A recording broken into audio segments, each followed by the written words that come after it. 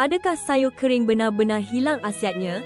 Kebanyakan kita percaya vitamin dan antioksidan penting akan lenyap begitu saja bila air disingkirkan. Kononnya, hanya sayur segar yang boleh beri manfaat penuh. Tapi, sejauh mana kebenaran dakwaan ini? Mungkin ada rahsia di sebalik proses pengeringan makanan yang belum kita fahami.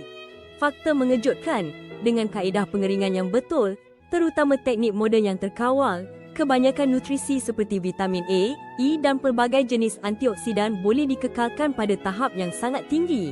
Proses ini bukan sekadar membuang air, tetapi juga melindungi integriti sel-sel sayur, mengunci khasiatnya daripada rosak.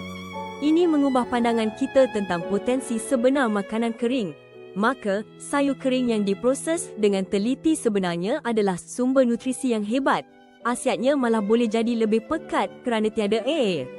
Bayangkan, makanan sihat yang tahan lama, mudah disimpan dan sedia dimakan pada bila-bila masa. Ini adalah revolusi dalam pemakanan. Sudah tiba masanya kita buka minda dan hargai semula kelebihan sayur kering.